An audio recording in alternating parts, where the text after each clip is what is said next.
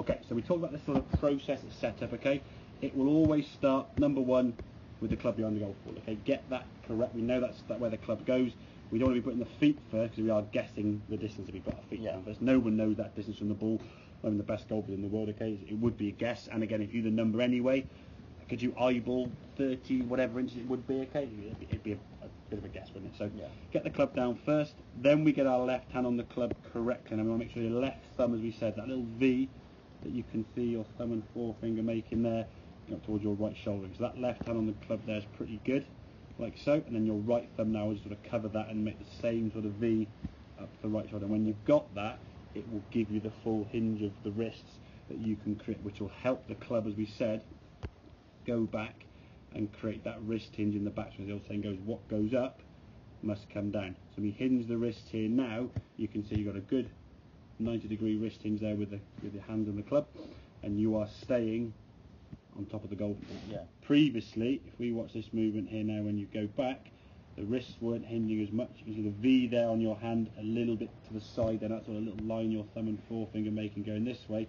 And I can actually see, if I go through the grip and the shaft there, how your left wrist now is kind of this side, so it's a bit too far, so underneath and gripping up in this palm bit, hence why the shots were going in this. Okay, so when you swung back then before, you can see now you've moved off the golf ball. If we sort of put a line then from your chin down there, you've now moved over to that right side again. There's a lot more lean in this way. Your spine is certainly more tilted that way as you move off the golf ball. And then because of what you've been told in the past, kept keeping your head down, all you did from there was your head went straight down this way, and you try to get underneath the golf ball and lift it up in the air. The golf ball goes up in the air with the club coming down from the correct angle, hinging up, not you trying to get underneath it, okay? You can't get underneath the golf ball on the ground, it's physically impossible, okay?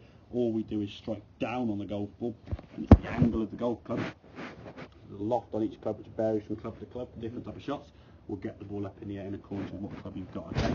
So once you're on top of the ball there, now, as you come into impact, you can see that club coming down nicely, good strike of the ball. You can see now you're more on top of the golf ball with your body, a bit more over the ball, golf ball now you can see going off in the air there, and we can twist through. I think in time, once you realise the head hasn't got to stay down to a golf ball, that will just come up more naturally as you swing the golf club over and over again, and we can swing through. And you can see your finish position here now. This is starting to move, and that's something we're going to do more detail next time. Starting to get more twist through the ball. But I think your main focus now needs to be the setup, get that order and sequence correct, especially the grip. Now we know the grip is important, so make sure we get that on there correct before anything else sort of goes. So the club down first, get that correct before you start changing posture and your feet. Okay.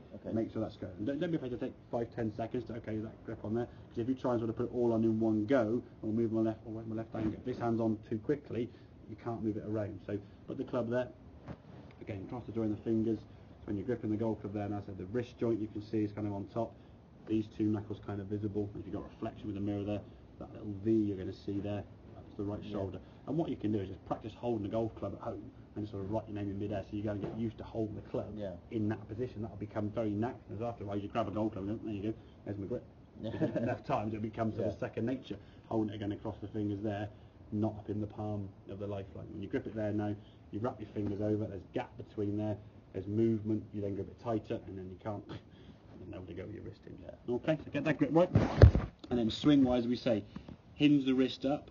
A bit of practice could be with the wall sort of behind you, get that sensation that club is going up, not too far, you said, sort of behind you. But I think with the better grip, that wrist will hinge up and you'll start getting the angle correct. So we said about the L shape we're looking to try and create here. You did a pretty good job there of creating an L shape there. Obviously as you go back further, the swing will get more power. That's kind of sort of checkpoint halfway back we're looking to try and create. If we can get that, what goes up can come down. We can get a nice shot to the wall. Awesome. Make sense, yeah? Yeah, cool. Good stuff. Okay.